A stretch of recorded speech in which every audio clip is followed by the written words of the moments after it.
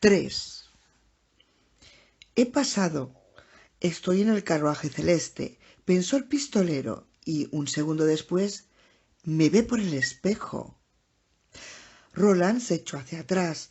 No se retiró, pero se echó hacia atrás, como un chico que retrocede al rincón más lejano de una habitación muy larga.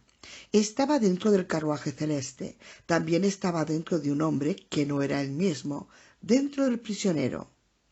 En ese primer momento, cuando estuvo cerca del frente, era la única forma en que podía describir, estuvo más que dentro.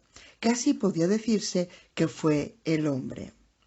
Sintió su enfermedad, cualquiera que fuese, supo que el hombre tenía náuseas y que estaba a punto de vomitar.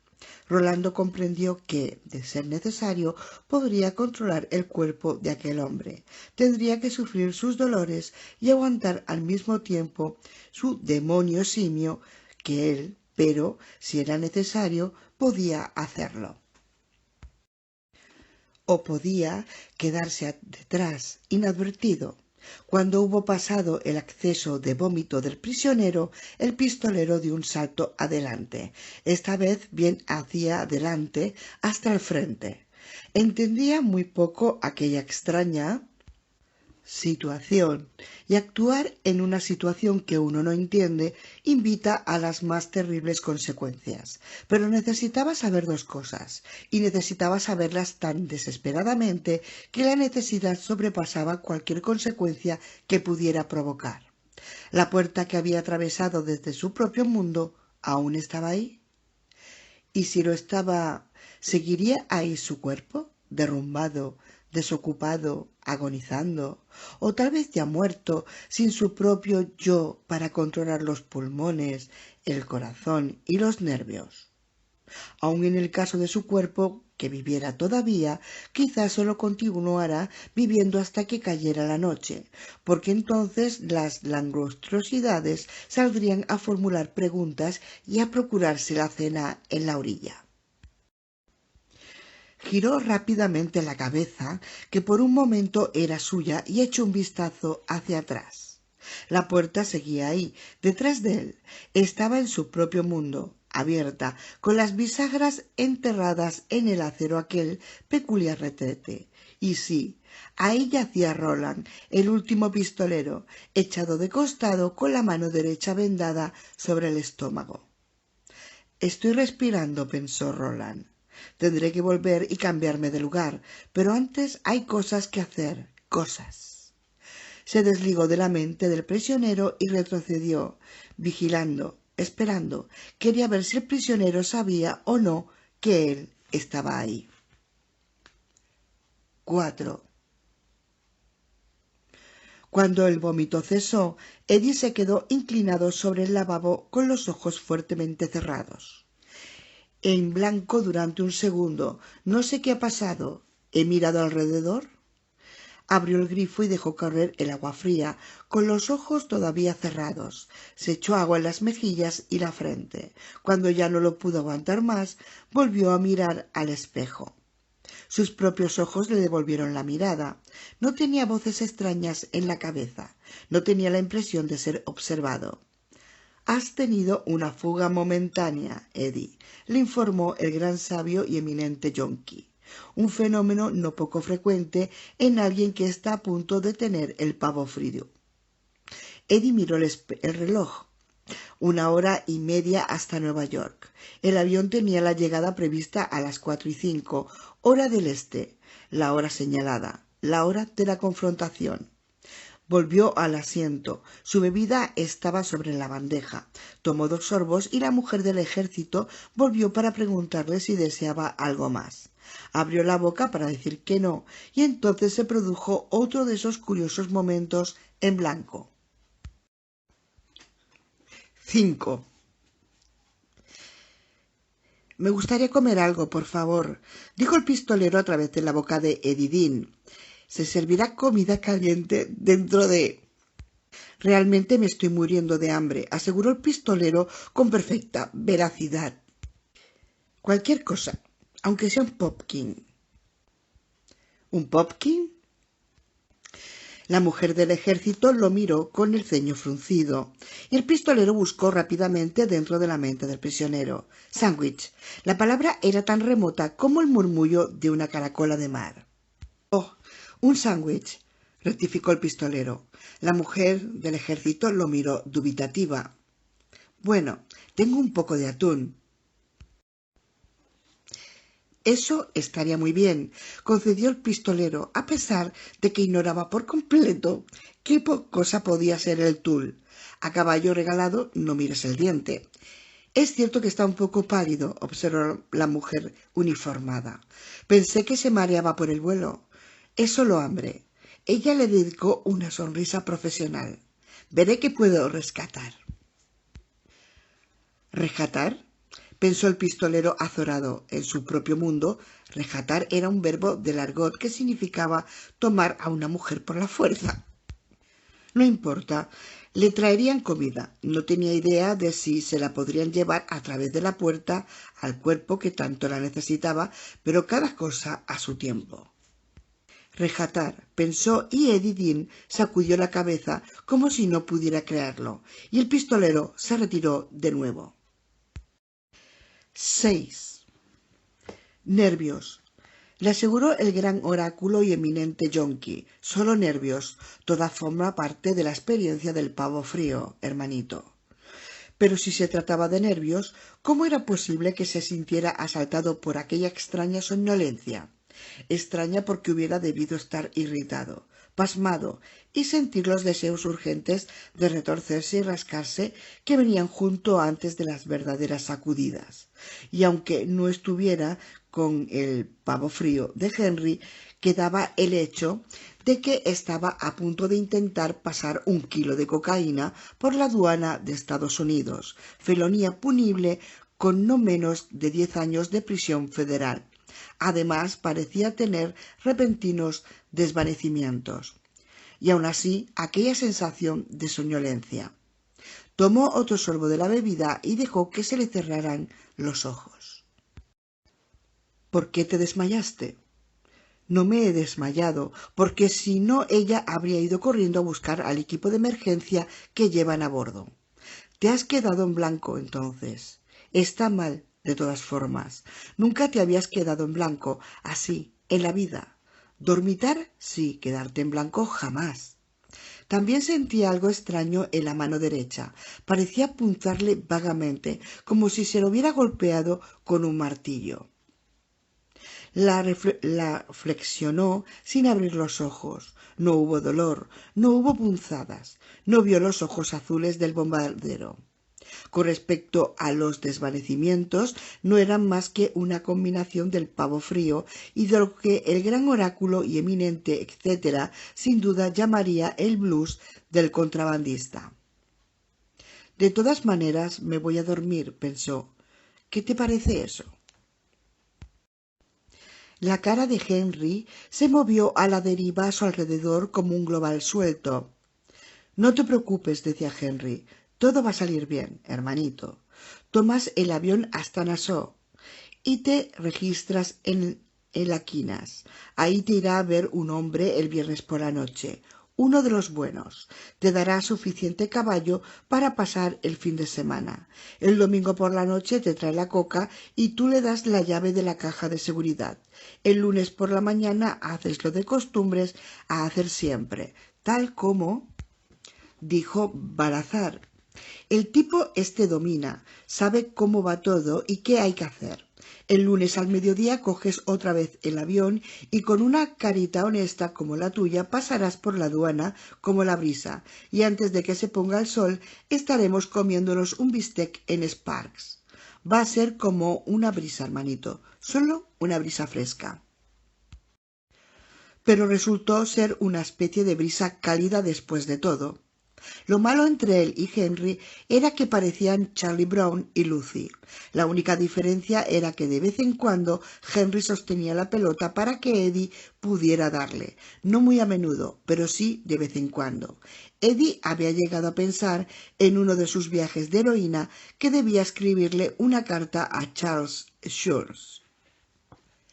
Querido señor Schulz, le diría, Creo que sus historietas pierden al hacer que Lucy siempre saque la pelota en el último segundo. De vez en cuando ella debería dejarla ahí. Nada que Charlie Brown pudiera predecir, comprenda usted.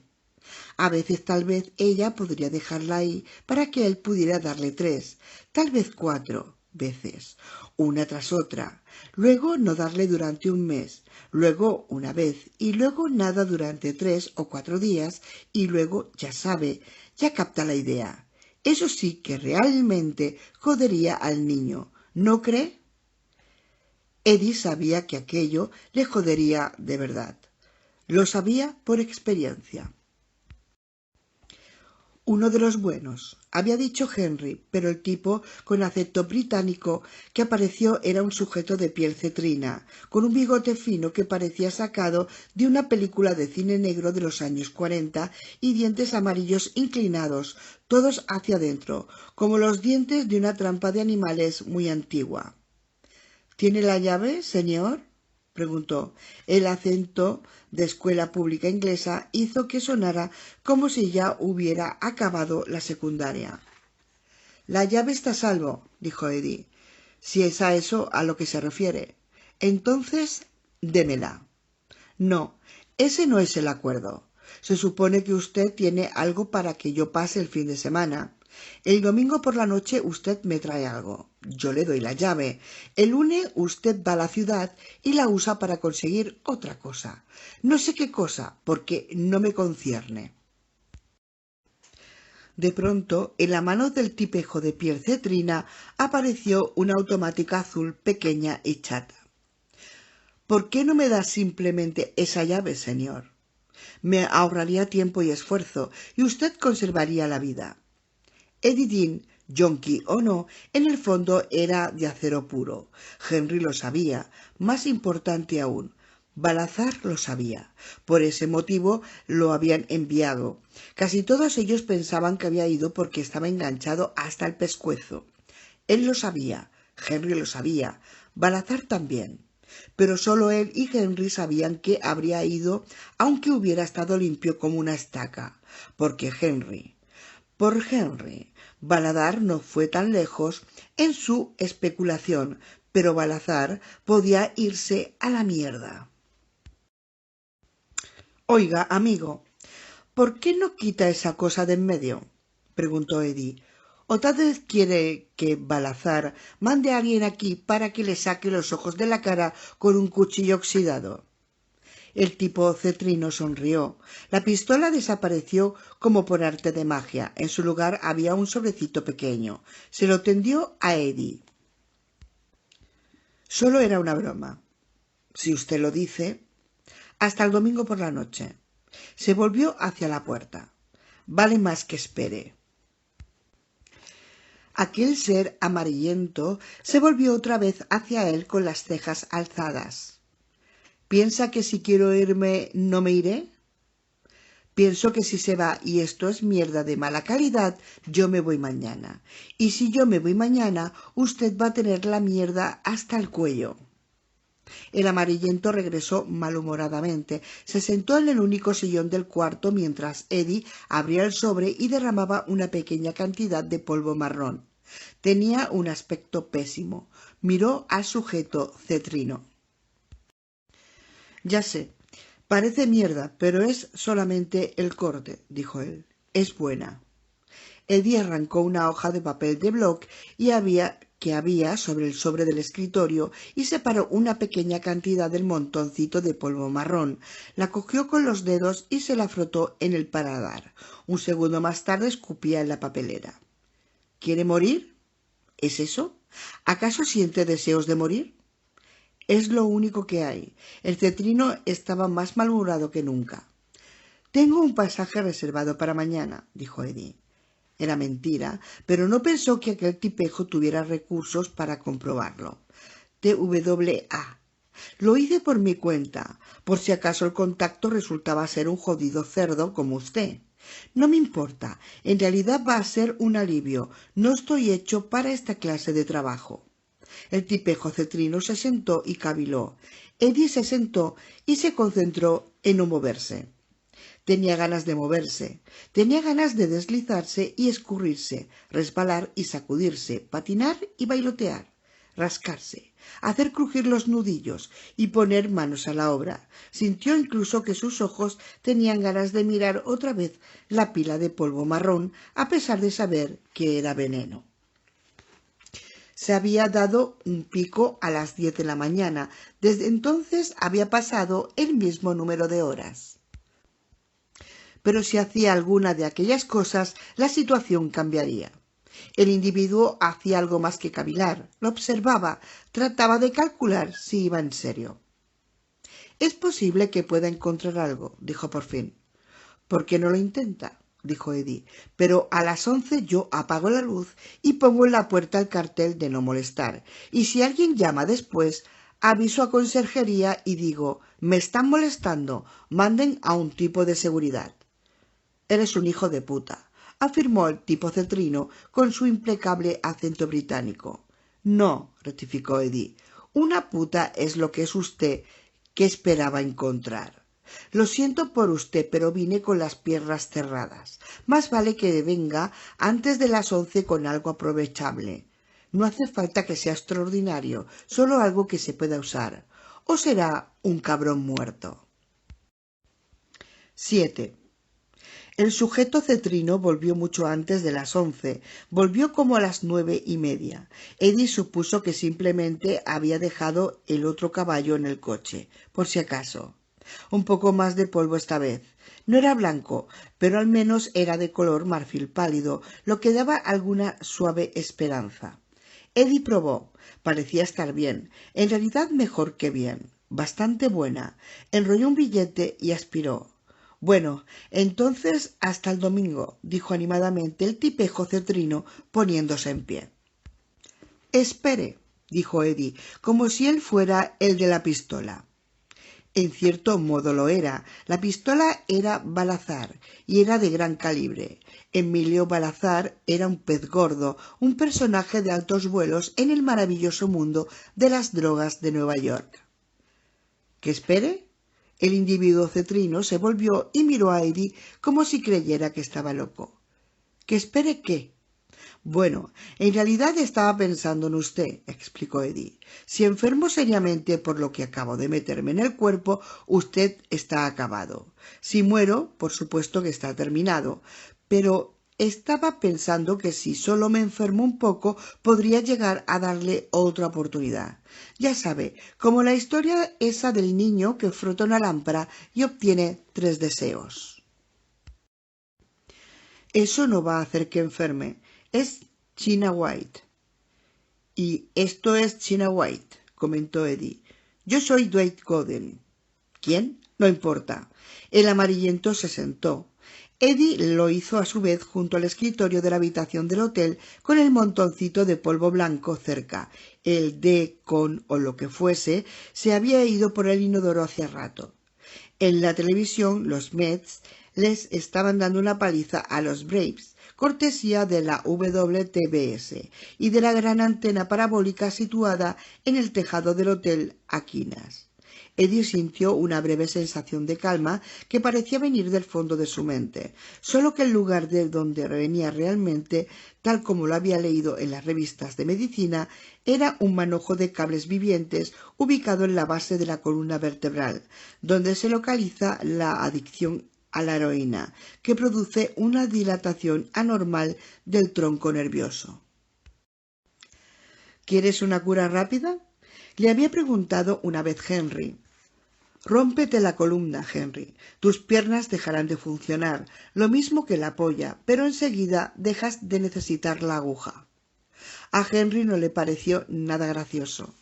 La verdad es que a Eddie tampoco le pareció gracioso, cuando la única forma rápida de librarse del mono que uno lleva aferrado a la espalda y que le pide droga es romperse la espina dorsal por encima de ese manojo de nervios. Uno tiene que vérselas con un mono muy pesado, no con un capuchino o el monito mascota de un organillero ambulante, sino con un enorme mandril, viejo y ruin. Eddie comenzó a absorberse los mocos. «Muy bien», dijo por fin, «servirá. Bueno, basura, puede ir desalojando el lugar. El tipejo cetrino se puso en pie. Tengo amigos, dijo. Podrían venir aquí y hacerle cosas. Entonces suplicará por decirme dónde está esa llave. Yo no, tío, dijo Eddie. Este chico no. Sonrió. No supo cómo le había salido la sonrisa, pero no debió de ser jovial porque el amarillento desalojó el lugar. Lo desalojó rápido y sin mirar hacia atrás. Cuando Eddie Dean estuvo seguro de que se había ido, cocinó, se inyectó y durmió. 8.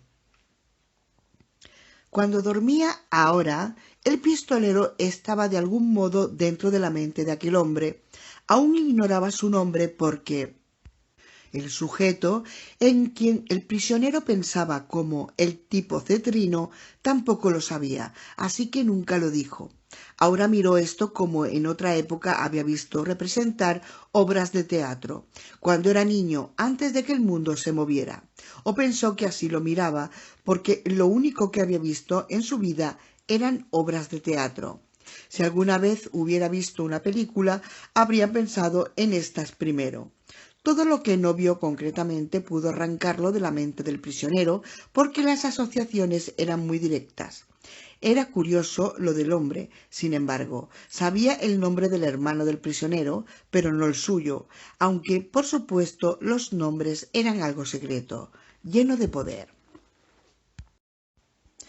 Y de las cosas que importaban, ninguna era el nombre del prisionero. Una era la debilidad de la adicción. Otra era el acero enterrado dentro de esa debilidad, como un arma de buena calidad que se hunde en arena movediza. Al pistolero este hombre le recordaba dolorosamente a Cuthbert. Llegaba alguien. El prisionero, dormido, no le oyó. El pistolero, en vela, sí que lo oyó y avanzó otra vez. 9.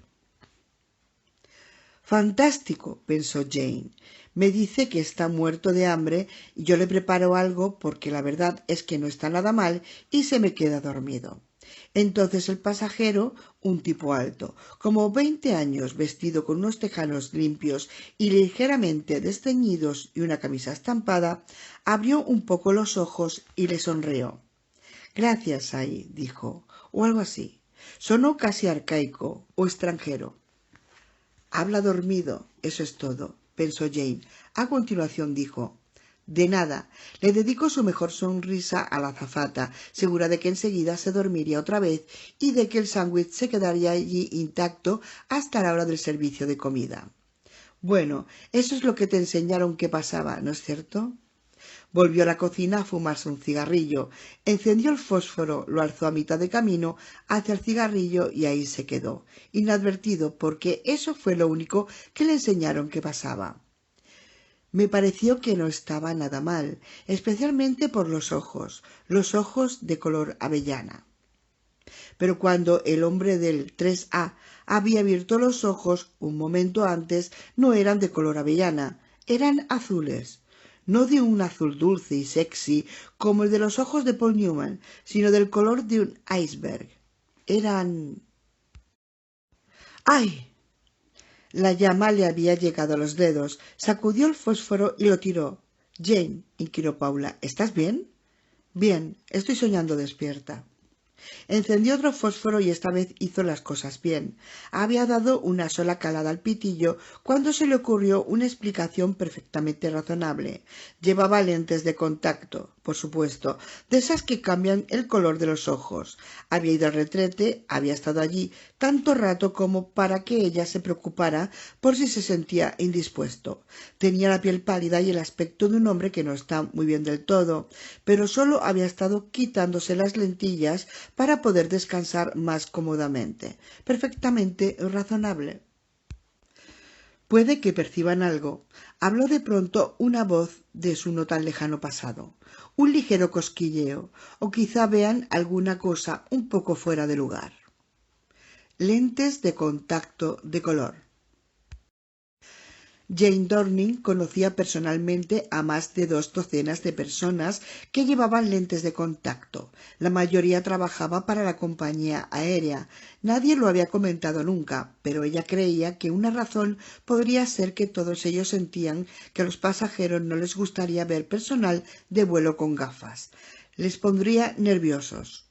De entre todos los que Jane conocía, tal vez 4 usaban lentes de contacto de color.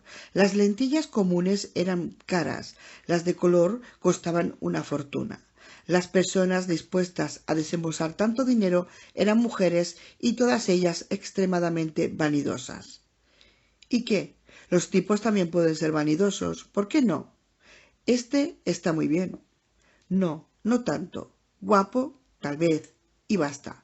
Con esa piel tan pálida apenas podría llegar a estar bien. Por los pelos. Entonces, ¿por qué lentes de contacto de color? Los pasajeros de avión suelen tener miedo a volar. En un mundo donde el secuestro y el tráfico de drogas se han vuelto cotidianos y corrientes, el personal de vuelo suele tener miedo de los pasajeros. La voz que había iniciado estos pensamientos era la de una instructora de la escuela de azafatas, una vieja arpía endurecida que por su aspecto pudo haber llevado el correo aéreo en Wild Post. No ignoren sus sospechas, decía. Si se olvidan de todo lo que han aprendido acerca de la posibilidad de vérselas con terroristas potenciales o reales, recuerden esto, no ignoren sus sospechas. Hay casos en que uno se encuentra con una tripulación que después declara que no tenía ni idea de nada hasta que el tipo sacó una granada y dijo que giraran a la izquierda hacia Cuba o que todo el mundo en el avión saldría por el chorro del reactor. Pero en la mayor parte de los casos hay 2 o 3 personas, generalmente auxiliares de vuelo, cosa que ustedes serán en menos de un mes, que dicen haber sentido algo, un ligero cosquilleo, la sensación de que algo no andaba del todo bien con el hombre del 91C o con la joven del 5A. Sintieron algo que no hicieron nada. ¿Se los despidió por eso? Cristo, no. No se puede encerrar a un tipo porque a uno no le gusta cómo se rasca las verrugas. El verdadero problema es que sintieron algo y lo olvidaron. La vieja arpía levantaba un dedo categóricamente. Jane Dorning, junto con sus compañeras de clase, la escuchaba arrobada. Si se siente ese ligero cosquilleo, no hagan nada, ni siquiera olvidar, porque siempre existe una pequeña posibilidad de que puedan detener algo antes de que comience, algo como una escala no programada de 12 horas en una pista de algún país árabe llenos de mierdas. Solo eran unas lentes de contacto de color, pero ¿gracias ahí? ¿Hablaba dormido? ¿O un salto confuso a otro idioma? Jane decidió estar atenta y no olvidar. 10. Ahora, pensó el pistolero, ahora veremos, ¿verdad? Había sido capaz de venir desde su mundo y de penetrar en aquel cuerpo a través de la puerta de la playa. Lo que necesitaba averiguar era si podía o no podía regresar con cosas, o él mismo estaba convencido de que podía volver a través de la puerta y reentrar en su cuerpo enfermo y envenenado siempre que quisiera. Pero, ¿otras cosas? ¿Objetos? Aquí, por ejemplo, frente a él había comida, algo que la mujer uniformada había llamado un sándwich de tul. El pistolero no tenía idea de lo que podía ser el tul, pero podía conocer un pumpkin en cuanto lo veía, a pesar de que éste, curiosamente, estuviera crudo. Su cuerpo necesitaba comer y necesitaría beber, pero que más que cualquiera de estas cosas, su cuerpo necesitaba algún tipo de medicina. Sin ella moriría por la mordedura de la langostruosidad. Era posible que tal medicina existiera en este mundo, en un mundo donde los carruajes recorrían el aire a una altura muy superior a la que el águila más fuerte pudiera volar. Cualquier cosa parecía posible, pero no importaba que pudiera haber medicinas poderosas si no podía llevarse nada a través de la puerta. «Podrías vivir dentro de este cuerpo, pistolero», le susurró el hombre de negro muy dentro de la cabeza. «Deja ese pedazo de carne que respira, déjalo ahí para que las cosas langostas». De todos modos, no es más que una cáscara. No lo haría. Por un lado sería un robo sanguinario, porque no se conformaría mucho tiempo con ser apenas un pasajero mirando a través de los ojos de aquel hombre como un viajero que mira el paisaje por la ventana de una diligencia. Por otro lado, él era Roland. Si era preciso morir, intentaría morir como Roland, y moriría arrastrándose hacia la torre si era necesario.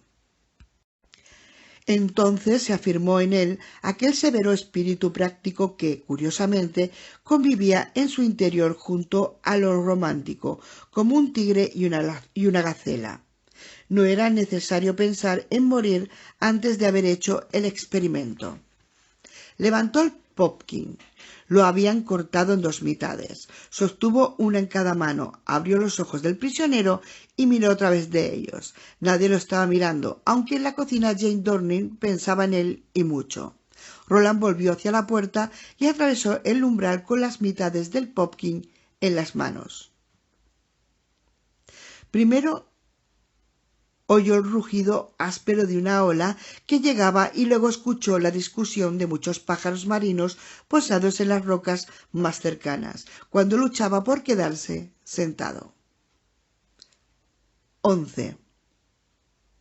Los cabrones se me están acercando cobarde y sigilosamente, pensó, y pronto me harán pedazos, respire o no. No son más que buitres con una capa de pintura.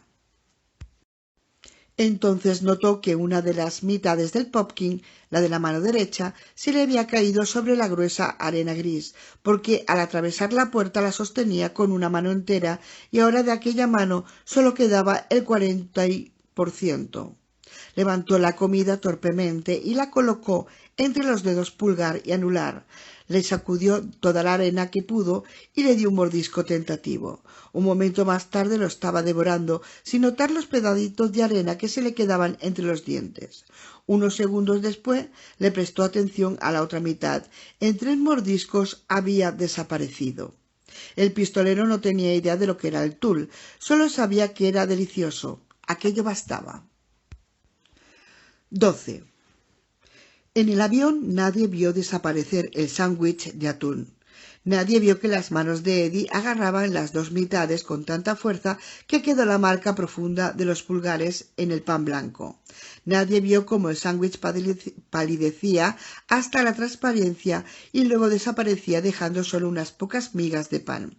Unos 20 segundos después de que sucediera esto, Jane Dorning apagó el cigarrillo, cruzó hacia la parte delantera de la cabina y sacó un libro de su bolso de viaje, pero lo que realmente quería echarle otro vistazo al 3A. Parecía estar profundamente dormido, pero el sándwich había desaparecido. Dios, pensó Jane, no se lo ha comido, se lo ha tragado entero. Y ahora duerme otra vez. ¿Es una broma? El cosquilleo que sentía con respecto a 3A, el señor ahora avellana, ahora azules, fuera lo que fuese, seguía acosándola. Había raro algo en él. Algo. Capítulo 3. Contacto y aterrizaje. 1. Eddie se despertó por un aviso del copiloto. En unos 45 minutos iban a aterrizar en el Aeropuerto Internacional Kennedy, donde la visibilidad era limitada. Los vientos venían del oeste a 16 kilómetros por hora y la temperatura era de unos agradables 25 grados centígrados. Les dijo, por si no se presentaba otra oportunidad, que quería agradecer a todos y a cada uno el haber elegido volar con la compañía Delta. Miró a su alrededor y vio a la gente revisando las tarjetas de declaración de bienes no libres de impuestos y los pasaportes. Al venir de Nassau, supuestamente, bastaba con el permiso de conducir y una tarjeta de crédito de un banco del país, pero la mayoría llevaba el pasaporte. Eddie sintió que un alambre de acero se tensaba en su interior. Todavía no podía creer que se hubiera quedado dormido y tan profundamente. Se puso de pie y fue al retrete. Las bolsas de coca bajo los brazos parecían descansar firmemente. Encajaban con los contornos de sus costados tan perfectamente como antes en la habitación del hotel, cuando un norteamericano de hablar tranquilo llamado William Wilson las había sujetado. Después de esta operación, el hombre cuyo nombre hizo famoso Poe, cuando Eddie aludió a esto, Wilson le dirigió una mirada vacía. Le alcanzó la camisa.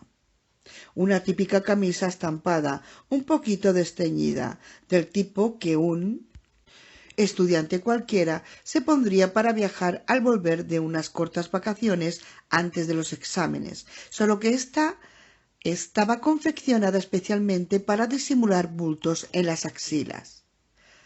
Antes de bajar, revísalo todo una vez más para estar seguro, dijo Wilson, pero todo saldrá bien. Eddie no sabía si todo iba a salir bien o no, pero tenía otra razón para querer ir al retrete antes de que se encendiera el cartel de abróchense los cinturones. A pesar de la tentación, y buena parte de la noche anterior no había sido tentación, sino rabiosa necesidad, había logrado conservar el último poquito de lo que el tipejo cetrino había tenido el descaro de calificar como China White. Pasar la aduana desde Nassau no era lo mismo que pasarla desde Haití o King Kong o Bogotá, pero había gente vigilando igual, gente entrenada. Necesitaba todas y cada una de las ventajas que pudiera obtener. Si pudiera tranquilizarse, aunque fuera un poco, solo un poco, para pasar por ahí, ese podía ser el detalle que marcara la diferencia y le permitiera lograrlo. Aspiró el polvo, echó por el inodoro la papelina y se lavó las manos. Por supuesto, si lo logras, nunca lo sabrás, ¿verdad? Pensó. No, no lo sabría, y tampoco le importaba. Cuando regresaba a su asiento, vio a la azafata que le había llevado la bebida que él no había terminado. Ella le sonrió. Él le devolvió la sonrisa, se sentó y se abrochó el cinturón y cogió la revista de la compañía, volvió las páginas y miró las fotos y las palabras. Ni unas ni otras le impresionaron en absoluto. Un alambre de acero seguía tensándose en torno a su vientre y cuando por fin se encendió el cartel de «Abróchense los cinturones», dio un giro doble y lo constriñó. La heroína le había hecho efecto. Los mocos lo probaban, pero no la podía sentir. Una cosa sí pudo sentir poco antes de aterrizar, otro de aquellos desconcertantes periodos en blanco, breve pero definitivo. El Boeing 727 pasó rasando el agua de Long Island Sound y comenzó a bajar. 2.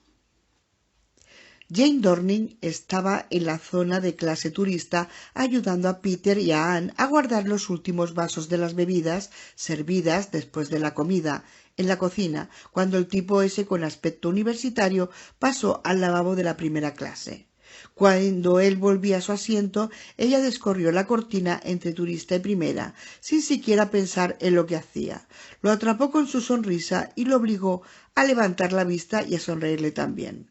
Sus ojos eran de color avellana otra vez. Muy bien, muy bien. Fue al lavabo y se sacó antes de la siesta. Luego fue de nuevo al lavabo y se las volvió a poner. Por el amor de Dios, Jane, eres tonta. Sin embargo, no lo era. No podía definir concretamente qué era, pero no era tonta. Está demasiado pálido. ¿Y qué? Miles de personas están demasiado pálidas, incluso tu propia madre, desde que la vesícula biliar se le fue a la mierda.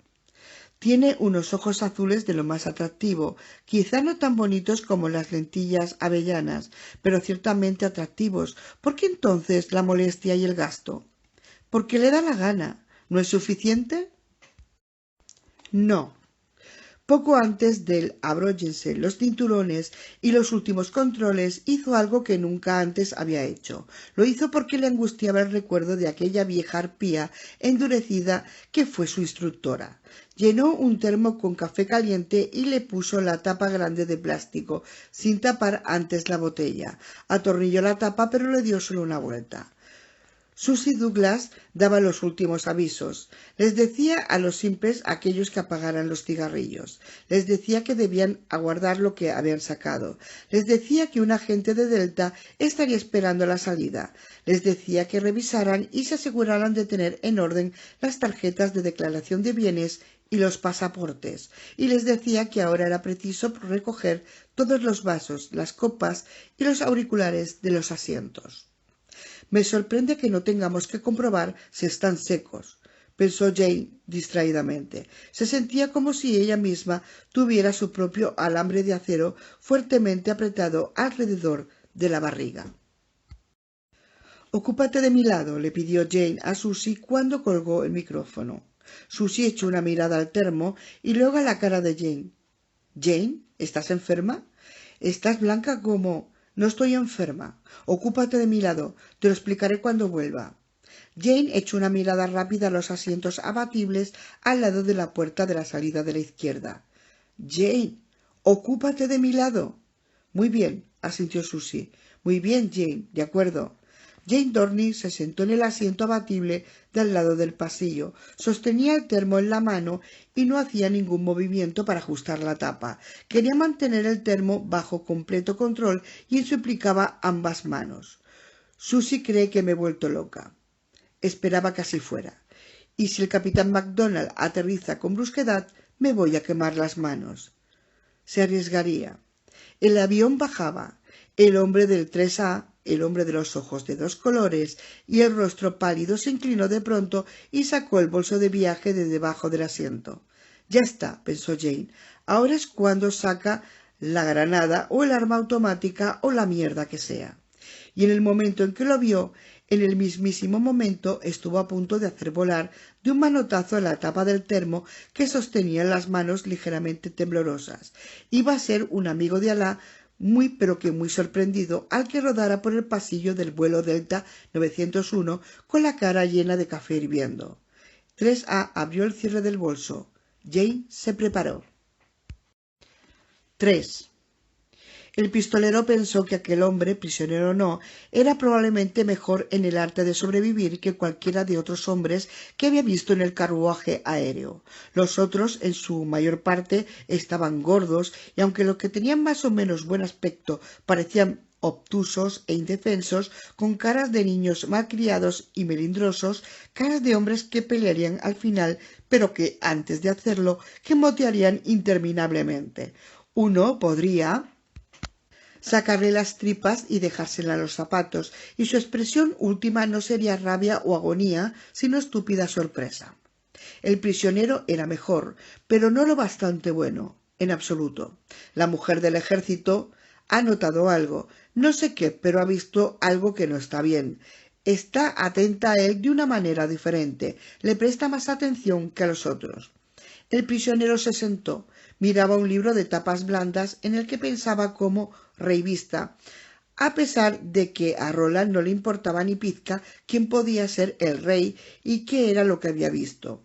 El pistolero no quería mirar un libro por asombroso que aquello pudiera ser.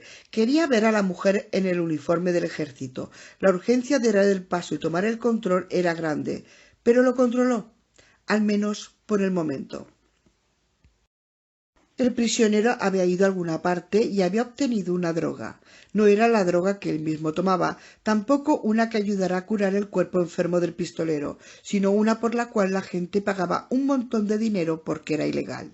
Le iba a dar aquella droga a su hermano, quien, a su vez, se la daría a un hombre llamado Balazar. El trato quedaría completo cuando Balazar les diera a cambio de esa la droga que ellos tomaban. Sí, claro está. El prisionero era capaz de ejecutar un ritual desconocido para el pistolero, y un mundo extraño como este tenía necesariamente muchos rituales extraños. El ritual se llamaba pasar la aduana. Pero la mujer lo ve. ¿Podría ella evitar que pasara la aduana? Roland pensó que la respuesta probablemente era que sí. Y entonces, cárcel. Y si encarcelaban al prisionero, no habría lugar donde conseguir la clase de medicina que necesitaba su cuerpo infectado y agonizante. Debe pasar la aduana, pensó Roland, y debe ir con su hermano a reunirse con Balazar. No está en el plan. Al hermano no va a gustarle, pero debe hacerlo. Porque un hombre que negociaba con drogas conocería a la persona o incluso sería la persona adecuada para curar su enfermedad. Una persona que escucharía cuál era el problema y luego, quizá, debe pasar la aduana, pensó el pistolero. La respuesta era tan obvia y tan simple, tan próxima a él que estuvo muy a punto de no hallarla en absoluto. Era la droga que el pistolero intentaba colar de contrabando, lo que hacía tan difícil pasar la aduana, por supuesto. Habría algún tipo de oráculo que se consultaba cuando aparecían personas sospechosas. De otro modo, conjeturó Roland, la ceremonia del paso sería la simplicidad personificada, como había sido en su propio mundo cruzar una frontera amistosa. Uno hacía el signo de lealtad al monarca de ese reino, un simple gesto simbólico, y se le permitía pasar. Podía llevarse cosas del mundo del prisionero al suyo propio. Lo había demostrado con un popkin de tul. Se llevaría las bolsas de droga como se había llevado el popkin. El prisionero pasaría la aduana y luego Roland regresaría con las bolsas. ¿Puedes? Aquella era una pregunta lo bastante perturbadora como para distraer su atención del agua. Abajo. Habían sobrevolado lo que parecía ser un océano inmenso y ahora giraban de regreso hacia la costa. Mientras lo hacían, el agua se acercaba cada vez más. El carruaje aéreo estaba bajando. La mirada de Eddie era rápida y superficial. La del pistolero arrobaba como la de un niño la primera vez que ve nevar. Podía llevarse cosas de aquel mundo. Eso lo sabía, pero ¿podría traerlas de vuelta? Esto era algo de lo cual hasta ahora no tenía conocimiento. Tendría que averiguarlo. El pistolero alcanzó el bolsillo del prisionero y cerró la mano de éste en torno a una moneda. Roland regresó a través de la puerta. 4. Cuando se sentó, los pájaros levantaron el vuelo. Esta vez no se habían atrevido a acercarse tanto. Se sentía mareado, febril, dolorido. Sin embargo, era notable cómo lo había revivido una pequeñísima cantidad de alimento. Miró la moneda que esta vez había traído consigo. Parecía plata, pero el tinte rojizo de los bordes sugería que en realidad estaba hecha de un metal más primario. Era uno de los lados que figuraba el perfil de un hombre cuyo rostro sugería nobleza, coraje, determinación. El pelo, rizado en la base del cráneo y atado con una coleta en la nuca, sugería también una pizca de vanidad. Volvió la moneda del otro lado y vio algo que le sobresaltó, hasta el punto de hacerle lanzar un grito con voz áspera y quebrada. En el dorso había un águila, el emblema que había decorado su propia bandera, aquellos días lejanos en que aún habían reinos y banderas que lo simbolizaban. Hay poco tiempo, vuelve, apresúrate. Pero se rezagó un momento más, pensando. Ahora era más difícil pensar. La cabeza del prisionero estaba tan lejos de estar despejada, pero era como un recipiente, al menos temporalmente, más limpio que el suyo. Tratar de hacer el viaje con la moneda en las dos direcciones era solo la mitad del experimento, ¿verdad? Tomó uno de los cartuchos del cinto de las municiones y se lo puso en la mano, sobre la moneda. Roland volvió a través de la puerta. 5. La moneda del prisionero aún estaba ahí, apretada con fuerza dentro de la mano metida en el bolsillo. No le hizo falta dar el paso para constatar lo del cartucho. Supo que no lo había conseguido. De todas maneras, dio el paso adelante, brevemente, porque había algo que debía de saber. ¿Qué debía ver? Así que se volvió, como para arreglar aquella cosa de papel en el respaldo del asiento. Por todos los dioses que alguna vez han sido. En aquel mundo había papel en todas partes. Y miró a través de la puerta. Vio su propio cuerpo, derrumbado como antes, con un nuevo hilo de sangre brotando de un corte en su mejilla. Debió de haber sido una piedra cuando se dejó a sí mismo y cruzó hacia el otro lado.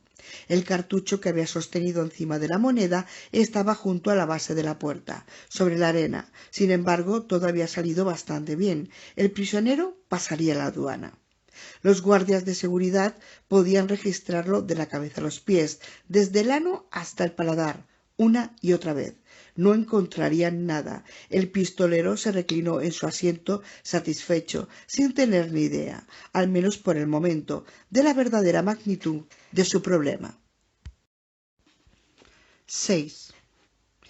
El Boeing 727 pasó suavemente sobre las salinas de Long Island, dejando tras de sí un reguero negro de combustible. Al salir, el tren de aterrizaje produjo un estruendo y un topetazo. 7. 3A. El hombre con los ojos de dos colores se enderezó y Jane vio por un momento una Uzi chata en sus manos, justo antes de darse cuenta de que aquello no era sino una tarjeta de declaración de bienes y una bolsita de cremallera como la que los hombres usan a veces para guardar el pasaporte. El avión aterrizó como la seda. Sacudida por un temblor profundo, Jane ajustó la tapa roja del termo. «Dirás que soy ridícula», le comentó a Susie en voz baja, aunque ya era tarde. Se abrochó el cinturón. En la aproximación final a la pista le había contado a Susie lo que sospechaba para que estuviera lista y añadió: «Y tendrás toda la razón». «No», respondió Susie, «hiciste lo correcto». «Exageré la reacción. Yo pago la cena». «De ninguna manera, y no lo mires. Mírame a mí. Sonríe, Jane». Jane sonrió. Asintió. Se preguntó en el nombre de Dios que qué pasaba ahora. «Tú le vigilabas las manos», manifestó Susie, y se echó a reír. Jane la imitó. «Yo vigilaba qué sucedía con la camisa cuando se agachó para buscar la bolsa. Ahí dentro tiene mercancía suficiente como para abastecer un mostrador de la sección de mercería de Wandsworth. Solo que no creo que sea el tipo de mercancía que uno pueda comprar en Wandsworth». Jane echó la cabeza para atrás, riendo otra vez. Sentía como una marioneta. «¿Qué hacemos?», preguntó. Susie tenía 5 años de antigüedad más que ella, y Jane, que solo un minuto antes creía tener la situación bajo cierto desesperado control, ahora agradecía al cielo tener a Susie a su lado. «Nosotras nada», díselo al capitán mientras rodamos por la pista. «Él hablará con la aduana. Tu amigo se pondrá en la cola como cualquier otro, pero unos hombres lo sacarán de ahí y se lo llevarán a un cuartito, que va a ser el primero de una muy larga serie de cuartitos para él, según creo». «Dios». Jane sonreía, pero sentía escalofrío en todo el cuerpo. Cuando el avión comenzaba a detenerse, se desabrochó el cinturón y le alcanzó el termo a Susie. Luego se puso de pie y golpeó suavemente la puerta de la cabina. No era un terrorista, sino un narcotraficante. Gracias a Dios por los favores pequeños, pero de alguna manera le sabía mal. Era guapo. No mucho, pero algo. 8. Todavía no se da cuenta, pensó el pistolero con ira y agónica desesperación. Por Dios. Eddie se había agachado a buscar los papeles que necesitaba para el ritual y al incorporarse la mujer del ejército lo estaba mirando con los ojos desorbitados y las mejillas blancas como el papel del respaldo de los asientos. El tubo plateado de tapa roja, que al principio él tomó por una especie de cantimplora, aparentemente era un arma. Ahora la sostenía entre sus pechos. Rolando pensó que en un abrir y cerrar de ojos iba a arrojársela o a desentornillar la tapa roja y dispararle. Luego se calmó y se abrochó el cinturón, a pesar de que el topetazo les hizo saber, tanto a él como al prisionero, que el carruaje aéreo ya había aterrizado. La mujer se volvió hacia la mujer del ejército, sentada a su lado, y le dijo algo. La otra se echó a reír y asintió con la cabeza. Pero si esa era su risa verdadera, pensó el pistolero, él era un sapo de río. El pistolero se preguntó cómo podría ser tan estúpido el hombre cuya mente se había convertido temporalmente en el hogar de su propio K. En parte debía su estupidez a lo que tomaba, por supuesto, una de las versiones de la hierba del diablo en aquel mundo, pero solo en parte. Él no era blando ni poco observador como los otros, pero con el tiempo podía llegar a serlo. Son como son porque viven en la luz, pensó de pronto el pistolero, esa luz de la civilización que te enseñaron a adorar por encima de todo lo demás. Viven en un mundo que no se ha movido. Si así acababa la gente en un mundo tal, Roland no estaba seguro de no preferir la oscuridad.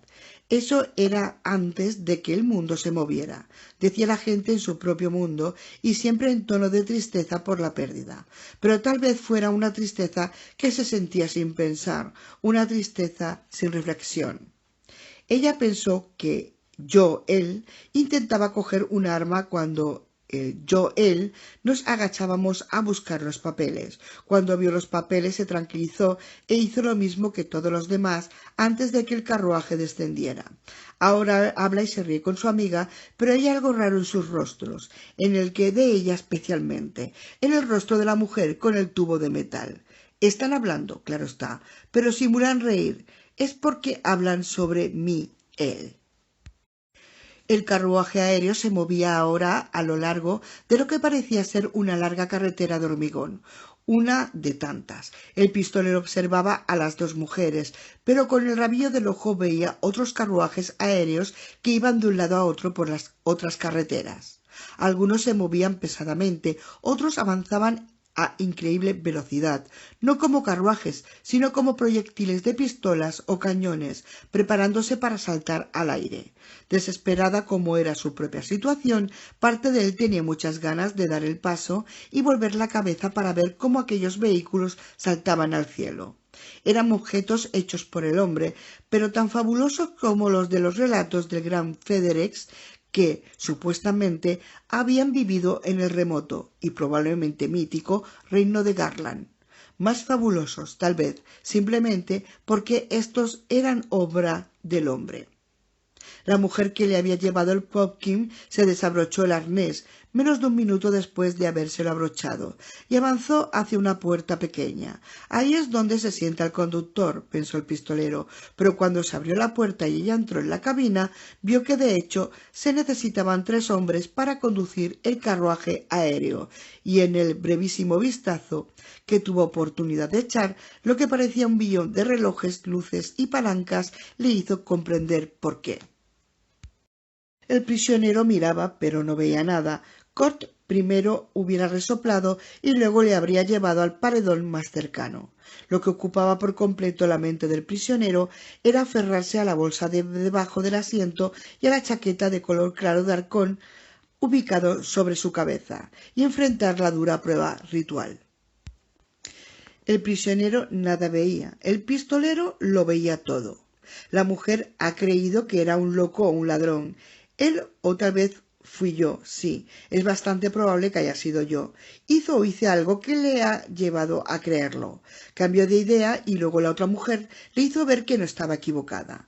Pero creo que saben que anda mal realmente. Saben que él va a tratar de profanar el ritual. Entonces, como en un trueno, vio en qué consistía el problema. Para empezar, no era simplemente cuestión de llevarse las bolsas a su mundo como había hecho con la moneda. Esta no había estado sujeta al cuerpo del prisionero con la cinta adhesiva que el prisionero había usado para adherir las bolsas a su cuerpo, pero la cinta adhesiva era solo un aspecto del problema. El prisionero no había reparado en la desaparición temporal de una moneda entre muchas, pero cuando se diera cuenta de que aquello que llevaba, por lo cual había arriesgado la vida, había desaparecido súbitamente, iba a armar un escándalo, con seguridad. ¿Y entonces qué? Era más que posible que el prisionero se comportara de manera irracional y que consiguiera que lo encarcelaran de un modo tan inmediato como si lo hubieran pescado en el acto mismo de la profanación. La pérdida sería de por sí algo bastante malo, pero si las bolsas que llevaba bajo los brazos se derretían hasta la nada, él probablemente creería que de veras se había vuelto loco. El carruaje aéreo, parecido a un buey ahora que estaba sobre el suelo, giró laboriosamente a la izquierda. El pistolero se dio cuenta de que ya no le quedaba tiempo para concederse el lujo de seguir pensando. Tenía que hacer algo más que dar el paso adelante. Debía contactar con Eddie Dean en aquel mismo momento. 9. Eddie se metió el pasaporte y la tarjeta de declaración en el bolsillo del pecho. El cable de acero apretaba sus tripas de una manera constante, hundiéndose cada vez más profundamente. Sus nervios chisporroteaban y de pronto una voz habló dentro de su cabeza. No un pensamiento, una voz. Escúchame, amigo. Escúchame con mucha atención, y si quieres permanecer a salvo, no dejes que la expresión de tu cara despierte las sospechas de las mujeres del ejército. Dios sabe que ya sospechan bastante. Primero, Eddie pensó que aún llevaba puestos los auriculares del avión y que recibía alguna extraña transmisión desde la cabina, pero los auriculares del avión se los había llevado hacía 5 minutos. Su segundo pensamiento fue que había alguien de pie a su lado y le hablaba. Estuvo a punto de volver la cabeza violentamente a la izquierda, pero hubiera sido absurdo. Le gustara o no, la cruda verdad era que la voz procedía del interior de su cabeza. Tal vez estaba recibiendo algún tipo de transmisión, OM, FM o VHF, a través de las muelas empastadas. Había oído algo. Enderézate, larva. Ya sospechan bastantes sin que tengas aspecto de haber enloquecido. Eddie se incorporó rápidamente como si lo hubieran sacudido. No era la voz de Henry, pero se parecía a la de Henry cuando no eran más que un par de niños que crecían en los proyectos. Henry era 8 años mayor, y de la hermana que había estado con ellos solo quedaba ahora un mero fantasma en la memoria. Un coche había atropellado y matado a Selina cuando Eddie tenía 2 años y Henry 10. Aquel áspero tono de mando aparecía siempre que Henry lo veía hacer algo que pudiera terminar con Eddie, metido antes de tiempo en un ataúd de pino, como había sucedido con Selina. ¿Qué coño está pasando aquí? No estás oyendo voces que no están aquí, retornó la voz desde dentro de tu cabeza. No, no era la voz infantil de Henry, era de adulto, más seca, más fuerte, pero parecida a la voz de Henry. Era imposible no creerlo. Primero, no estás volviéndote loco. Soy otra persona. ¿Será telepatía? Eddie se daba cuenta vagamente de que su cara carecía por completo de expresión. Pensó que en tales circunstancias aquello le hubiera bastado para ganar el Oscar al mejor actor del año. Miró por la ventanilla y vio que el avión se acercaba a la sección delta de la terminal de llegadas del Aeropuerto Internacional Kennedy. No conozco esa palabra, pero sé que esas mujeres del ejército saben qué llevas. Se produjo una pausa. Una sensación, extraña hasta lo indecible, de dedos fantasmas revolviendo dentro de su propio cerebro como si este fuera un fichero evidente. ¿Heroína o cocaína? No sé cuál de las dos, pero debe de ser cocaína, porque llevas la que no tomas para comprar la que tomas. ¿Qué mujeres del ejército? Murmuró Eddie. No se daba cuenta en absoluto de que hablaba en voz alta. ¿De qué mierda me está hablando? En aquella sensación de ser abofeteado, tan real que sintió como le zumbaba la cabeza. Cierra el pico, pedazo de imbécil. Vale, joder. Otra vez la sensación de dedos hurgando. Camareras del ejército, replicó la voz extraña. ¿Me comprendes? No tengo tiempo de detenerme en cada uno de tus pensamientos, prisionero. ¿Cómo me...? Comenzó Eddie y luego cerró la boca. ¿Cómo me has llamado? No importa. Ahora escucha. Tenemos muy poco tiempo. Lo saben. Las camareras del ejército saben que llevas cocaína. ¿Cómo pueden saberlo? Esto es ridículo. No sé cómo llegaron a saberlo y tampoco importa. Una de ellas se lo dijo a los conductores. Los conductores se lo dirán a los sacerdotes que llevan a cabo la ceremonia del paso de la aduana. La voz de su cabeza usaba un lenguaje arcano, con términos tan pesados de moda que resultaban casi divertidos, pero el mensaje estaba claro y fuerte. A pesar de que su cara permanecía inexpresiva, Eddie juntó los dientes en su doloroso clic y silbó rítmicamente entre ellos. La voz decía que el juego había terminado. Todavía no había bajado del avión y el juego ya había terminado. Pero aquello no era real, no podía serlo de ninguna manera. Era su mente, nada más, que en el último minuto le jugaba una pequeña jugarreta paranoica. Eso era todo. Lo ignoraría. Ignorarla y desaparecer. No, no vas a ignorarla, porque si no irás a la cárcel y yo moriré, bramó la voz. En el nombre de Dios, ¿quién eres? Preguntó temerosamente Eddie, casi sin ganas. Y dentro de su cabeza oyó que algo o alguien lanzaba un suspiro de alivio, profundo y visceral.